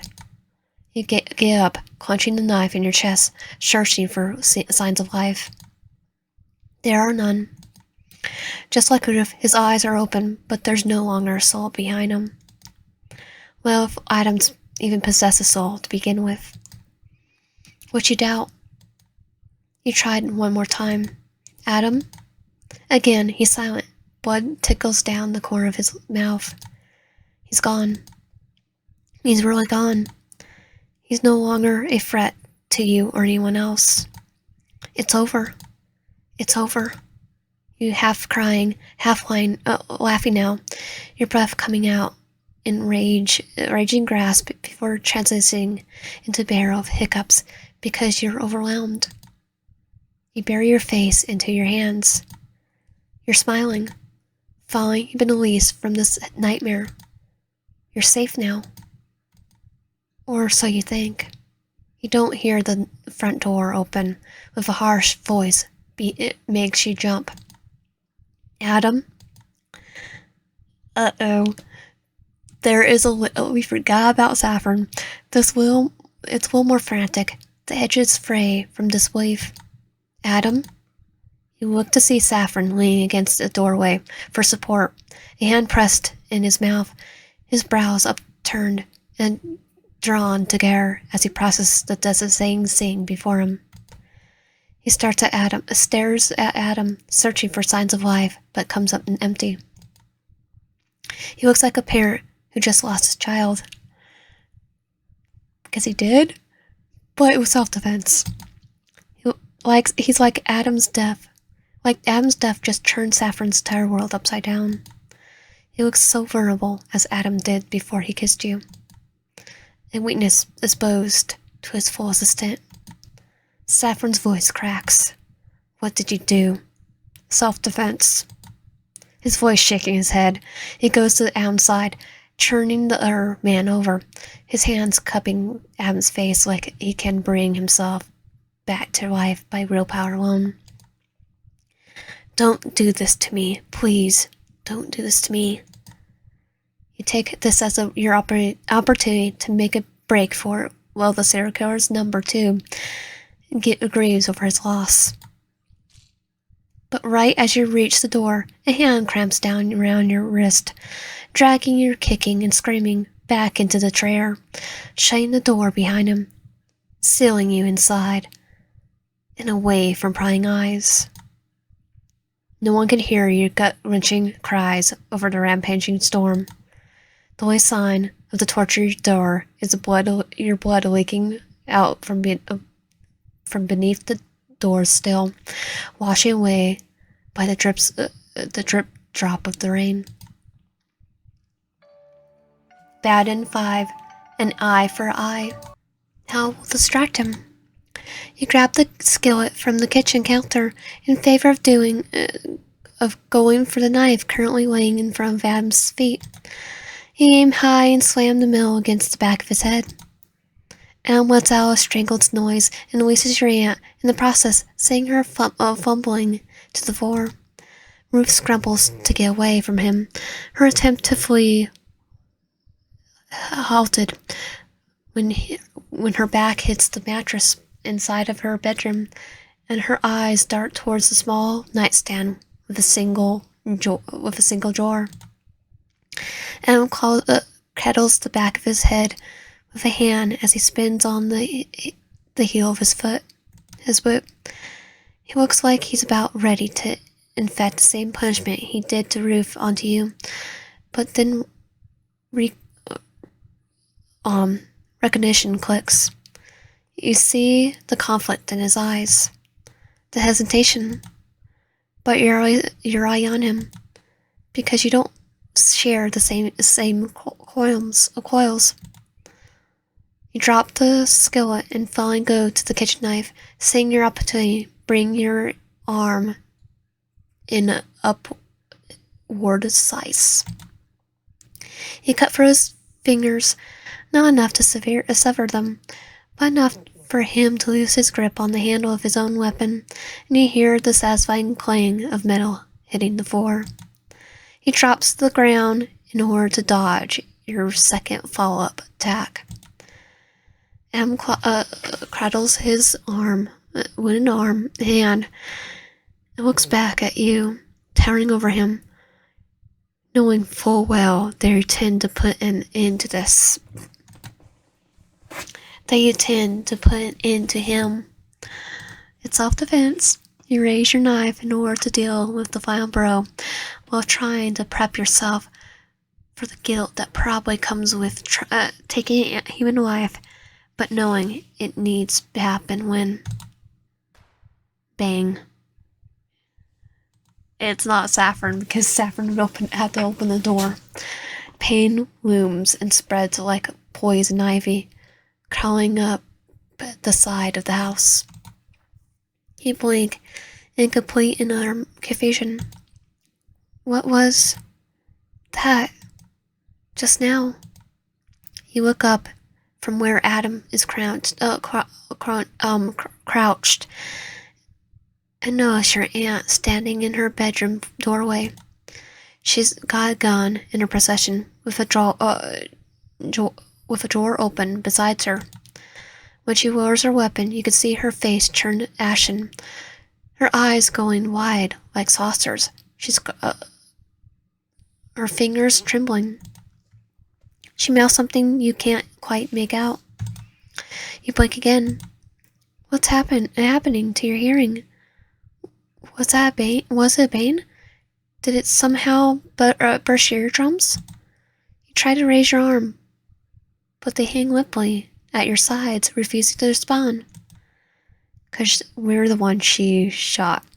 You notice Adam staring up at you, while on his knees, his own face mirroring Aunt Ruth's horrified expression, which almost makes you laugh because you feel a little lightheaded and not quite right for some reason. They were just trying to kill each other. Why the sudden pause? Your legs buckle and you almost lose your balance. Oh, that was weird. And darn, why does your sideburn? You reach out towards your hip in an effort to seek out the source of your growing pain when you feel the entire side, your entire side, coating something wet and sticky. From where your fingers drift there, a small hole tore into the fabric of your shirt. It's small and circular in shape, almost like, oh. Just as your brain connects dots, your leg gives out, and you become weightless as you fall towards the floor. Your body ecosystem finally registering the bullet's presence. An arm cushions the back of your head before it connects with the ground. Who? Adam. Darkness encroaches, but you see Adam's body form drift over yours. You recognize that darn purple hair anywhere by now. For some reason, he's yelling and shaking you by your shoulders. Hey! Don't close eyes. Don't close eyes. His voice drips in and out, and you can't make heads or tails of what he's saying. But you don't really care, because right now, you feel so tired. Your eyes lids are getting heavy with the strain of staying awake. You're so exhausted. So very exhausted. Your eyes begin to shut as you feel the pull of eternal sleep. You begin to let yourself go because in doing so you feel no stress, no pain, no fear, or any of the ugly things that come with existence. Just blissful silence. Adam calls out to you again, but you don't respond. You feel the darkness take you instead. Him. Adam propels himself forward on instinct and catches you mid-fall. Hey! Your eyelashes falter, and crap, there are ton of blood. He tries shaking you to keep you awake, but you fading fast. The sight of you, so weak and defenseless, agitates him. Where the heck do you think you get off? You survived him, and yet one bullet to the lower abdomen is too much for you to overcome. You're really gonna fold to friendly fire. There's no way in heck you're getting out of this that easily. He's not done with you. Do you get that? Yes. Gonna dispatch me up. He's not done with you yet. God darn it. Don't close your eyes. Do you hear me? Don't close your eyes. Your breathing slows and the lower half of your shirt becomes soaked in red. You're not listening to him. You're not listening to him, and your eyes close no matter what he does. They refuse to open. Crap. Adam snarls and rips off his hoodie, tearing off the collar sleeve in order to help stretch the constant flow of blood, cradling your limp body. His arms will helplessly tends the wound. You're going to die. You're going to die, and there's nothing he can do. When he closes his eyes, a memory flickers like a candle wick. One of murky red water and a drip of bathroom sink, and no, he doesn't care if he needs to drag you out from the depths of heck, kicking and screaming, so long as you're alive. He'll bring you back by force if he has to. He's not letting you go. Wake up. Do you hear me? Wake up. There's a click of a gun, and Nam feels something metallic get pressed in his temple, cutting him off. His eyes snap over to Ruth, who stands above him, gun in hand, with her finger on the trigger, ready to blow his ready to at the moment's notice. She doesn't even bother looking up at her direction or separate the two of you. She's not here to help you. She's here to kill him. Well, Aunt Ruth, you are one piece of work. The photo, where is it? You got some screwed up priorities with your flesh and blood laying here. And Mr.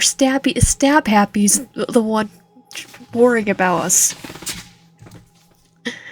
The one that's been trying to RP us the entire time. Her pistol whips him and he grunts. The gun drills into the tip upon return. Where did you take her? This greedy, selfish butt of a woman. Violent thoughts stir in his head. He imagines himself snatching the gun out of her hands, wrapping her hair around his fist, and bashing her head into the nearest horizontal surface he could find before he Roof pistol whips him again. Harder this time. Adam hisses and glares up at her, flustered that he can't play out any of his twisted fantasies in reality. Saffron, where are you? It's more than a minute. At least not yet. Answer me, you piece of crap. Where did you take her? Where? My back pocket. Check inside my wallet. He's telling the truth to an extent. He did put it in his wallet, but I dropped it in the middle of your scruffle. Her beloved picture is actually probably laying on the ground somewhere, but it's too dark for her to see. Her eyes are not yet adjusted to the severe lack of lighting. It proves Adam with a fantastic advantage. Ruth takes his words at face value, exactly as planned, and when she reaches for his back pocket in search of her precious photo, he brings his arms up and reaches at Ruth's wrist backwards. Another shot going off as Ruth pulls the trigger, this bullet hitting the floor instead of its intended target for a second time in a row. She won't let it give her a chance. Ruth shrieks as Adam reaches her hand back, positioning the muzzle of her gun underneath her jaw.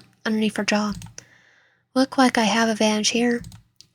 He curls his fingers over the trigger.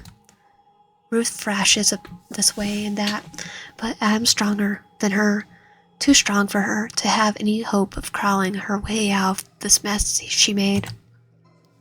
When that doesn't work, she begins sobbing. What? Does she think she'll get her? Does she think he'll let her go if she cries hard enough? That she's someone worth pitying? That idea is so funny, it's almost laughable. She seems to sense his lack of empathy because she becomes bitter in the next instant, circling through the rainbow of emotions. Her shrieks rattle the kitchen cupboards. You don't get it. You don't get it. I loved her. I really loved her. And why? And you took her from me. You and that butthole both. Adam pushes the muzzle of the gun upward, digging it deeper into her jaw, causing her to finally shut up. He's sick of this woman. I couldn't give less of a crap. Especially right now. Ruth needs to read the room. Your flesh and blood is flying down the ground, bleeding, Adam says before finally pulling the trigger. Adam blinks. Nothing happens. She ran out of bullets. He tries again. Click, click. Then realization hits. The gun's freaking empty, and she used the one bullet on me. Thanks, Ruth. Thanks a lot. Did she seriously waste all her bullets? God. Ruth brings her head back and rams her skull against Adam's, forcing him to let go of his grip on her and the gun. While he's recovering from the blow, Ruth descends on the kitchen knife before raising it high above her head, giving Adam a weird sense of deja vu when he did the same thing moments before, and brings it down right as the front door slams open. An arm extends from the entrance and bang, bang. It's like, bye-bye, Ruth. I'm sorry. But you did pull a bull in my... you did kind of make me probably dying right now, so yeah. Thanks to her. Ruth sways for a moment, staring down at Adam in a silent accusation before crumbling to the ground like a marionette with its strings cut. She lands face first into the glass shards, a gaping hole just an inch above her ear. Waking. Em already knows that she's gone. Shot not once but twice. The arm is positioned in the gun that killed Ruth disappears before Saffron fully steps into the trailer. He slacks vest and button up, cling to his body due to the rain. Even his hair, usually slick back from for a sense of professionalism, is deceived. He cocks his gun again as he looks at Adam. Adam sees the question sitting in the tip of his tongue. Are you alright? But Saffron knows better. Instead, he gestures towards Ruth's corpse in your unconscious form. What happened here? Now ignores Saffron in favor of returning to your side, checking for a pulse. There. A heartbeat. It's faint, but it's there.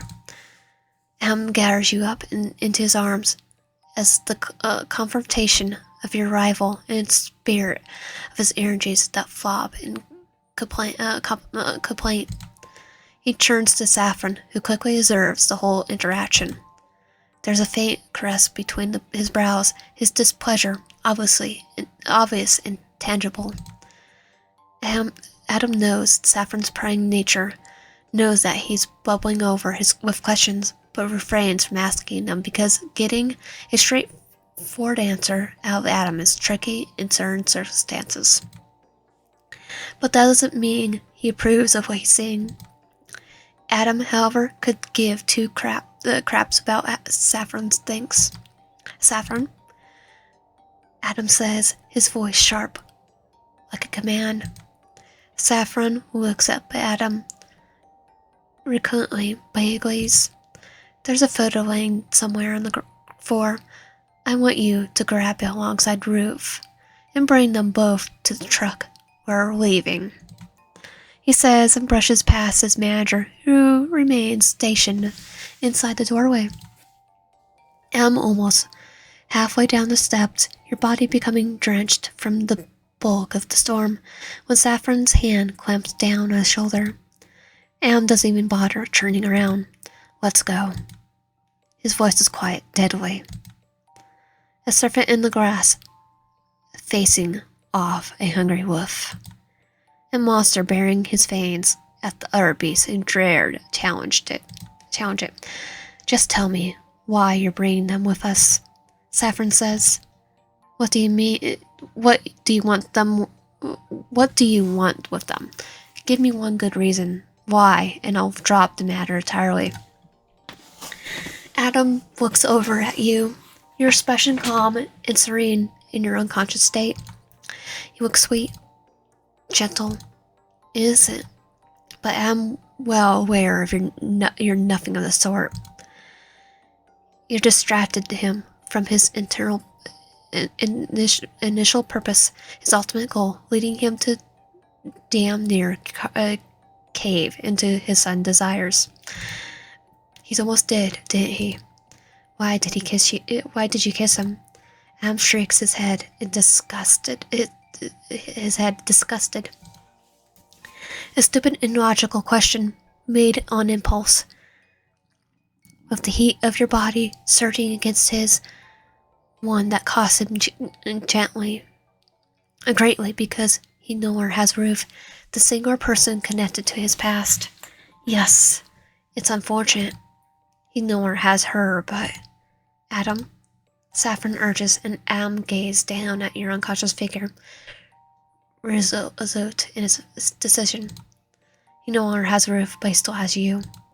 Despite the fact that your reliability, you're his only other option right now, and because of that, he needs you. He's not keeping you around because he wants you. Oh, he is. You're simply a necessity. Yes, Adam thinks With growing conviction, he needs you, that's all. And finally manages to shrug Saffron off. Remember what I told you when we first met? Am asked, recalling the memory of the pink-tinted water spilling over the lip of the tub. The water sloshed against his torn sneakers as he pulled away from the horrific sight with tears in his eyes. He remembers screaming. He remembers the agonizing pain in his chest as he realized what happened. He remembers fighting against the hold that wouldn't let him go, his shoes slipping on bathwater, begging for the person drawing him out of the bathroom to let him go so that he could help, so that he could do something, even though there was nothing he could do. But now, his arms tighten around you.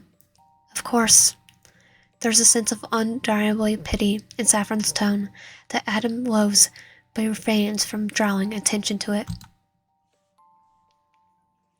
Instead, he slowly pivots towards Saffron, the tip of his purple hair whipping around him as his largest gust of wind hits the trailer park with a sudden ferocity. The cross-earring cuts into his cheek. A small punishment from the previous owner, he's sure. I need them in order to fulfill the entirety of my promise. Adam says, at last, his eyes flashing red as he lets the agony from the age-old memory consume him. My promise to her. Saffron. Saffron's office, current time. Saffron stares out at this near desolate landscape from his balcony doors, his arms floating behind his back as he relishes in the quiet of the sprawling hills. This place exists high up in the mountains, a perfect place to avoid getting caught on camera surveillance. Out here, no one will bother investigating the blood-curdling screams or the growling stretch of the woman rotting in the back of his river truck.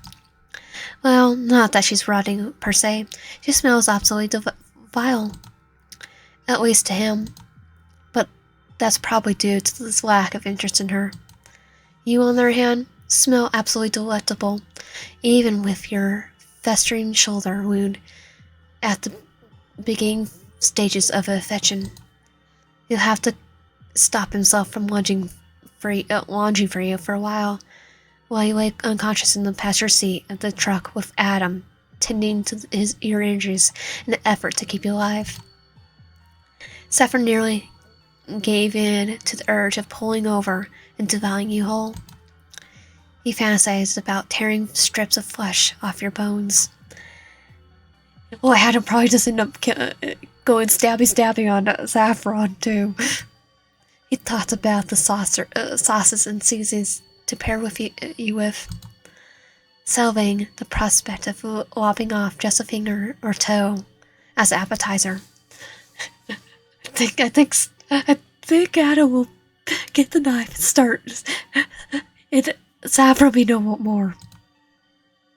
He came too close and giving into the ever-pleasant hunger, but refrained due to Adam's persistent that he needs you.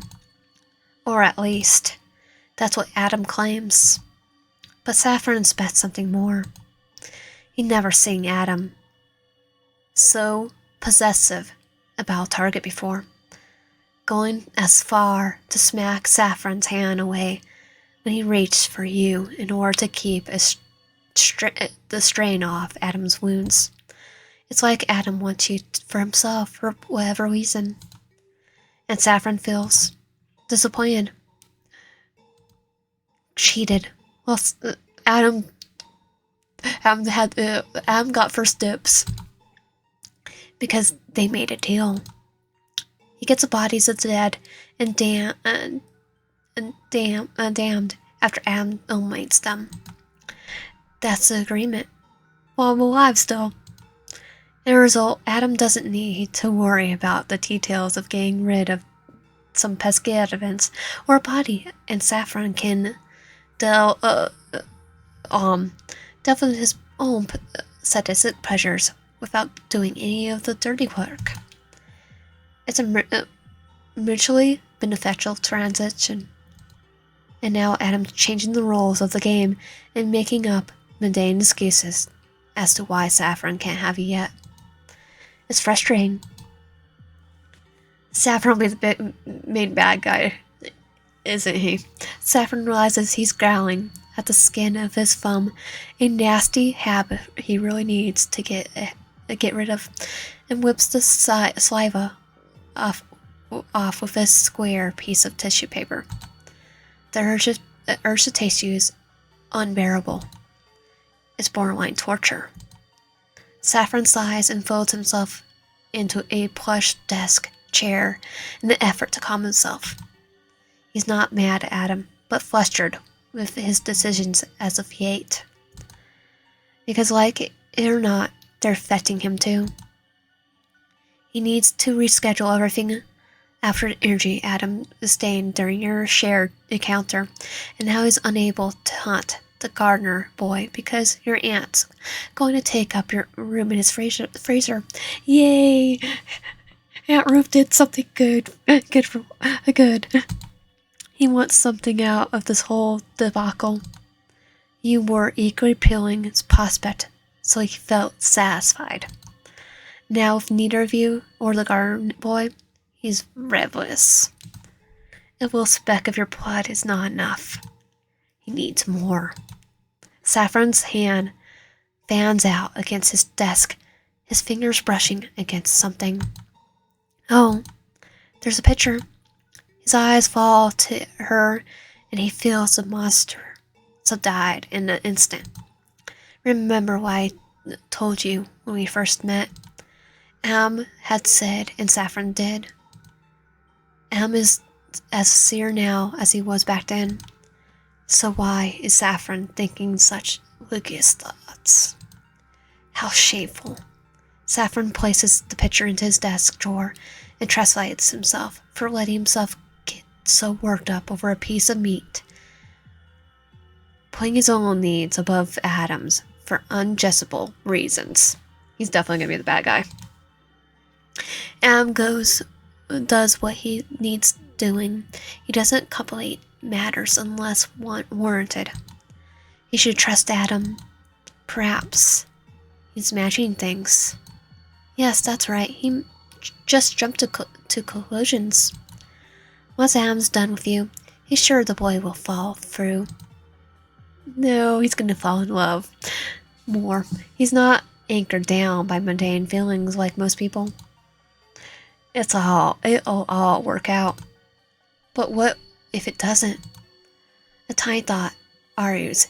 He's simmered a doubt. Well, if you're right, maybe you should take care of them yourself just in case. No, stop it. Saffron swats the thoughts away, waving his hand as though there's a fly buzzing around his head. But he's growling on his thumb again. Saffron's pocket buzzes.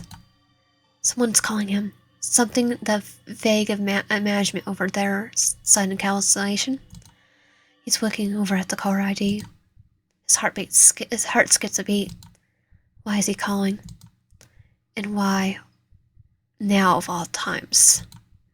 Did he see something on the news about what took place at the trailer park? Is it about him? About Adam? Calm yourself, Saffron. You don't know until you answer. So Saffron clicks the green button and presses the phone to his ear, putting on his best everything is great performance. So nice to see it. Nice of you to call. So what do I owe the pleasure? Saffron exhales the caller's name. God. So that was chapter 3 of You and Him. And I don't think I have a gut feeling it's not God that he's talking to. So if you like my content, please subscribe to Hill. Help out and comment down below. I'll see you guys next time.